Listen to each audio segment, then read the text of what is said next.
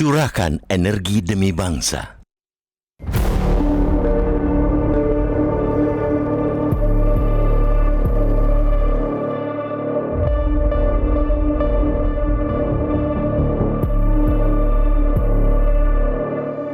Kerja keras saudara-saudara semua, ya. Terima kasih semuanya. Ini teamwork. Aku senang. Tadi istilah Anda itu gotong royong. Saya suka sekali. TNI, Polri, BPD, semua jalur, semua unsur pemerintah daerah, ya. Sipil, semuanya bergerak. Ini yang kita inginkan. Indonesia yang berada di jalur cincin api Pasifik, Ring of Fire, terus menghadapi tantangan demi tantangan, mulai dari bencana alam, persoalan ekonomi, hingga berbagai persoalan sosial yang terus menuntut penyelesaian. Satu persatu persoalan terus dibenahi, penanganannya pun terus dipercepat, sehingga bisa menjawab tuntutan dan keresahan anak bangsa.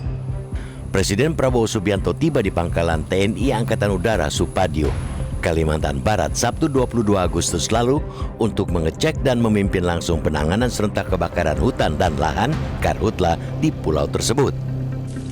Kebakaran terjadi di sejumlah titik seperti Kuburaya, Banjarbaru, dan Banjarmasin di Kalimantan Selatan, Penajeman Pasar Utara di Kalimantan Timur, serta sejumlah wilayah di Kalimantan Tengah seperti Kota Waringin Barat, Pulau Pisau, dan Palangkaraya.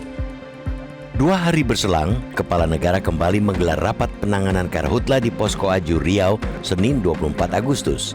Berdasarkan data Badan Nasional Penanggulangan Bencana BNPB, luas Karhutla di Riau mencapai 16.249,24 hektar. Setelah itu, Presiden bertolak ke Palembang, Sumatera Selatan untuk mengecek penanganan Karhutla di wilayah tersebut.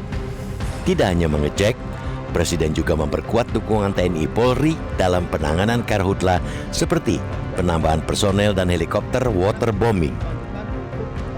Tentunya faktor penegakan hukum juga menjadi perhatian Presiden Prabowo. Ia memerintahkan Kapolri, Jenderal Listio Sigit, untuk membawa 3 tersangka pembakar hutan ke Jakarta.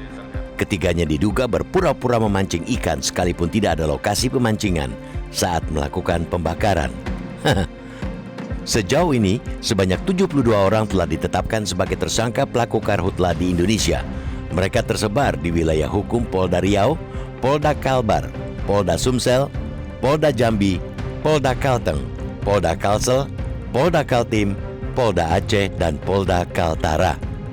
Presiden juga mengingatkan aparat penegak hukum untuk menggunakan pendekatan pembinaan terhadap masyarakat. Upaya ini harus berjalan beriringan dengan penegakan hukum yang keras terhadap pihak yang dengan sengaja memicu kebakaran, terlebih jika pembakaran lahan diduga dilakukan atas perintah korporasi. Kita tentu mengapresiasi aksi penanganan Karhutla yang secara maraton dilakukan oleh Presiden beserta jajarannya. Namun, publik tentu berharap upaya serius ini teramplifikasi oleh daerah-daerah lain sekalipun tidak dicek secara langsung oleh Presiden. Di Jawa Barat misalnya, BPBD Jawa Barat mencatat 132 kejadian Karhutla hingga Agustus 2026. Luas lahan terbakar mencapai 1.964 hektar dengan Kabupaten Sukabumi menjadi wilayah dengan dampak kerusakan lingkungan paling parah. Selain masalah kebakaran hutan dan lahan yang belum sepenuhnya padam, perhatian kita juga masih terpaut pada saudara-saudara yang terkena bencana gempa di Nusa Tenggara Timur NTT. Tempat berlindung yang layak, tenda darurat, serta fasilitas sanitasi di titik-titik pengungsian harus benar-benar dipastikan. Distribusi bahan pangan, air bersih, pakaian, dan perlengkapan bayi dan balita secara berkelanjutan. Penanganan medis bagi korban luka serta pendampingan trauma healing, khususnya untuk anak-anak dan lansia, juga mesti serius dilakukan. Yang tidak kalah pentingnya ialah rehabilitasi dan rekonstruksi bangunan yang rusak, baik itu rumah, sekolah, maupun fasilitas publik lainnya. Publik mendorong agar penanganan dampak bencana di NTT semakin baik dari hari ke hari. Kritik yang disampaikan Menteri Keuangan Purbaya terkait dengan lambatnya koordinasi antara BPBD dengan pemerintah pusat patut menjadi bahan evaluasi. Koordinasi penanganan bencana sejatinya tidak boleh tersandra oleh panjangnya rantai birokrasi. harus lahir keputusan yang cepat berbasis informasi akurat. Ini penting agar bantuan segera tiba di tangan mereka yang membutuhkan. Peristiwa karhutla dan bencana yang terus berulang sekaligus menjadi pengingat tentang pentingnya memperkuat spirit kolaboratif bangsa untuk menghadapi tantangan kini dan ke depan. Kita dorong energi elemen bangsa untuk bahu-membahu mengatasi berbagai persoalan bangsa hari ini dan ke depan. Ibarat kapal yang sedang berlayar dan menghadapi gelombang, yang dibutuhkan ialah keteguhan menghadapi gelombang secara bersama-sama, bukan malah melubangi kapal.